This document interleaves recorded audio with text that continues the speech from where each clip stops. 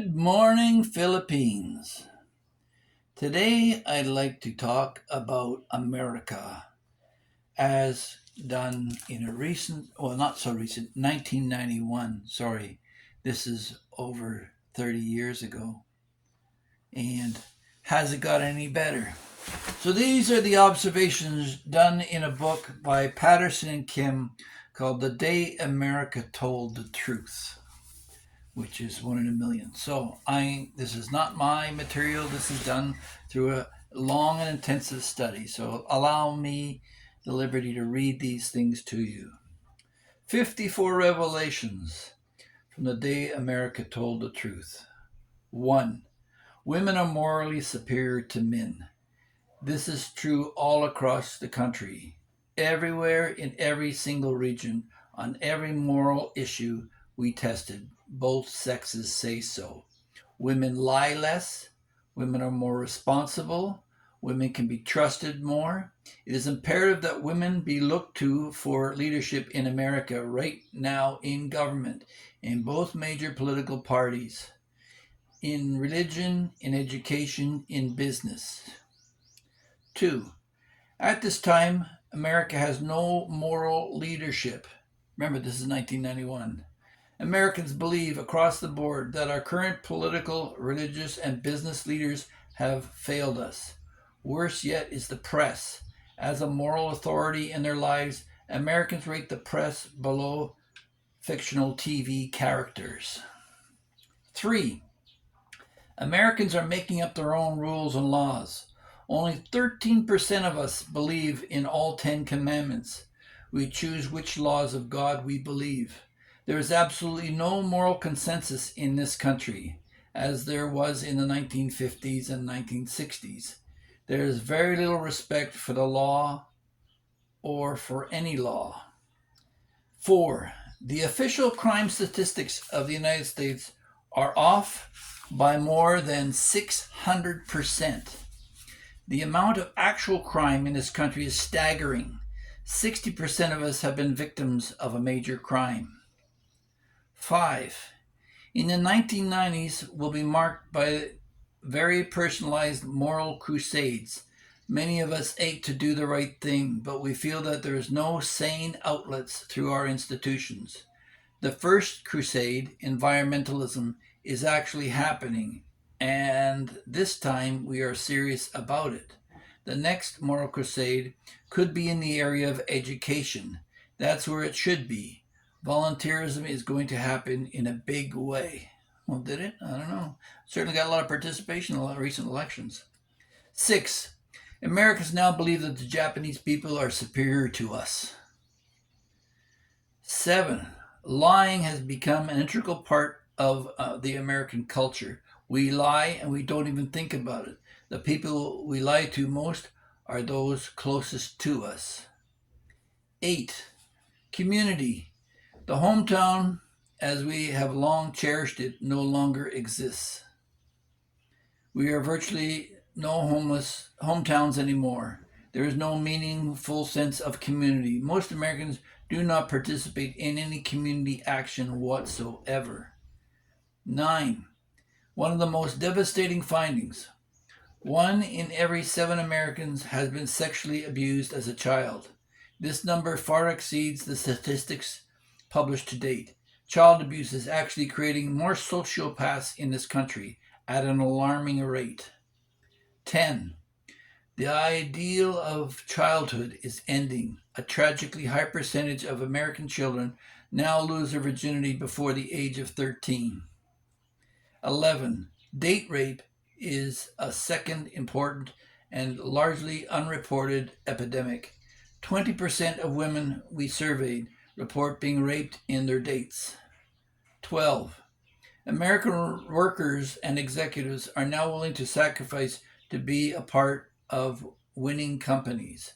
They want to be part of something bigger and better than themselves. 13. Americans still deeply love America, although they don't expect it to be number one in the next century, not even for the rest of this decade. 14. A men's revolution is brewing in reaction to the women's revolution. 15. Homosexual fantasies are extremely common in every section of the United States. 1 in 5 of us, men and women, have homosexual fantasies. 16. The United States is far and away the most violent, industrialized nation on the earth. 17. We have lost faith in the institution of marriage. A third of married men and women confess to us that they have at least one affair. 29% aren't really sure that they still love their spouses. 18. There is a breakdown in filial piety. A majority of us will not take care of our parents in their own old age. 19. Americans believe in the death penalty. 95% of us believe in capital punishment for some crimes. 1 American in 3 would actually volunteer to pull a switch for an electric chair execution. 20. The number one cause of our business decline: unethical behavior by executives. 21. 70% don't believe that America has a single hero right now.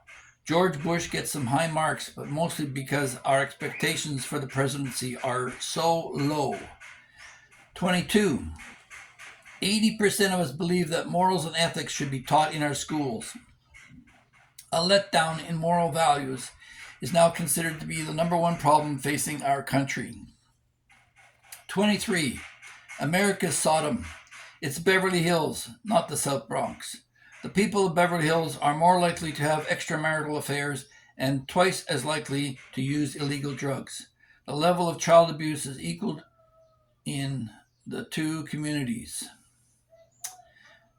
24. 90% of all Americans believe in God. It is who that God is that contains the surprises. 25. Religious people are much more moral than non-religious people. 26. According to over 60% of us, Japan will own the next century.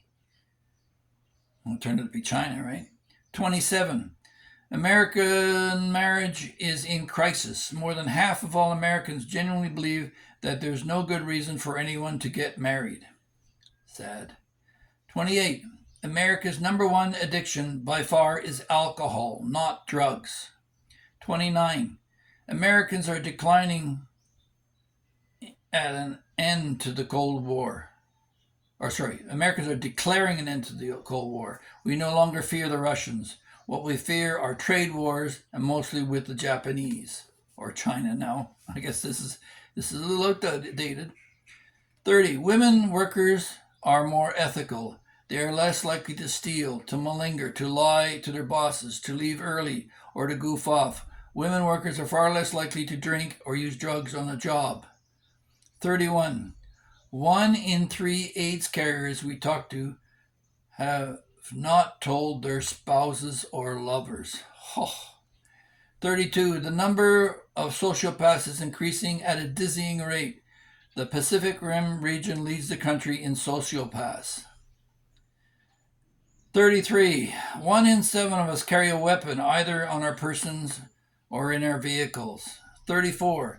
America's most ethical corporations, according to most people, is IBM. 35. The least moral occupation in America includes crime bosses, drug dealers, and congressmen. And women. Don't forget Nancy. 36. The most important occupations include firemen, paramedics, farmers, pharmacists, and grade school teachers. 37. Hardcore racism is on the decline everywhere, even in the old Dixie region. Don't watch CNN, obviously. 38. Moral ambivalence. Most Americans see the great moral issues of our time in shades of gray rather than clear-cut moral traces. There's no black and white, I guess. The death of our authentic selves. Americans are unhappy with who and what they are, wishing to change various aspects of their identities, including their faces, bodies, and accomplishments. And I guess we can add to that sexual transitions as well. 40. There are more Mr. Hydes in our midst than you think. A surprisingly large percentage of us confess to be uncontrollable, violent, often sexual thoughts, which we are not always able to control. 41. For a fistful of dollars, we found that Americans would do almost anything: lie, cheat, steal, murder, abandon their families, and change their religion. 42. The battle of the sexes rages on. Men and women continue to report difficulty in understanding each other and hold stereotyped views of how the other sex perceives themselves. 43. The majority of Americans are malingerers, procrastinators, or substance abusers at work. American workers willingly told us the sad truth about the American workforce and why it is becoming even less competitive. 44. The loss of respect for others' property. Just when the communists are learning to appreciate the idea of private property, along comes the findings that Americans have little respect for others' property and have a penchant for taking anything that isn't nailed down, from work, at the mall, and on the road. 45. The war against drugs. Another Vietnam? Drugs are not just for junkies anymore. Over 40% of adult Americans have tried drugs, and almost 20% still do. Perhaps that's why Americans don't think that the war against drugs can ever be won. 46. We believe that most of our friends are racist. The company we keep goes a long way towards establishing the kind of person we are. Most Americans, while denying being racist themselves, openly admit that their friends are racists. This is a telling commentary on the state of race-religion relations in America as we enter the 1990s. Well, Barack Obama, you didn't fix it, did you? 47. The new racism. A backlash against affirmative action. Americans no longer support the activist civil rights agenda that characterized 1990s liberalism. They feel that America offers enough opportunities for all ethnic and racial groups to preclude the need for activist affirmative agenda designed to single out specific groups for special treatment. Indeed, such policies anger and alienate most Americans. 48. The regionalization of moral beliefs. We may be one nation under God, but there is a tremendous amount of variation in moral profiles and agendas of Americans in different regions of the country. Vive la différence, you be the judge. For those of you who don't speak French, vive la différence means long live our differences. 49. America has no moral leadership. Americans think that our political and moral leaders stink. They feel that they have failed to provide the kind of leadership this country needs and are beginning to despair of ever finding leaders in whom they believe. 50. The United States has become a greedier, meaner, colder, more selfish, and more uncaring place. This is no wild, inferential speculation, but rather the informed consensus of the American people. 51. The end of American hegemony. Americans no longer see America as the cornerstone of world's economic or political order. It's hard to believe that this defeatist view is held by a nation that no less a moral giant than Abraham Lincoln once termed the last best hope of mankind. Sad. 52. The Great Divide. Americans are disengaging their personal futures from our national destiny. Most Americans think that their own futures are going to be fine and dandy. They have become so alienated from the whole that they think they will be individually immune from the fate that they believe will befall the nation as a whole. 53. The failure of our educational system. Unfortunately, A close examination of what Americans think is wrong with our schools puts it all into perspective. Americans' shopping list of educational problems sounds more like a prison reform package than a list of educational grievances. And 54. The majority of Americans are willing to make sacrifices to make this country stronger and better.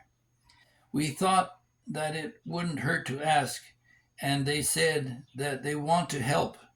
Now it's up to our leaders to channel this goodwill into positive action, not just feel good speeches, but a real hard, direct challenge to Americans to get up off their fannies and do something. And Revelation number 55. In the spirit of truth telling, this news from the readers of the National Enquirer, the Sun and the Star. Elvis is dead. Elvis is dead. Elvis is dead. Elvis is dead. Elvis is dead. The rock group Living Colour from the song Elvis is Dead. So there you have it, folks. That might explain why a lot of you end up in the Philippines or Thailand or somewhere else. You're running away from your problems and the problems of your country. And unfortunately, it's infecting the whole world. But when the orange-haired man stood up and said, "Let's make America great again," instead of getting behind him and trying to make it work, there was a concerted effort by media and the military-industrial complex and all that's wrong with America to bring the man down. He was largely purported to be a Democrat before he ran for the Republican Party. If anybody understands Democrats, you'd figure it'd be Donald J. Trump. But hey, it's your country, you do what you want. But the fact is that at the end of the Second World War, you were the last man standing, and you had a great opportunity to build it into the example for the world. But instead of doing that, the military-industrial complex kidnapped the American agenda, and the only one who can bring it down are Americans themselves. So stop this endless cycle of continual war, and vive la différence. Long live the differences. If you like this reading or any of my stuff, don't forget to like, share, and subscribe, and we'll catch you in the next one. God bless.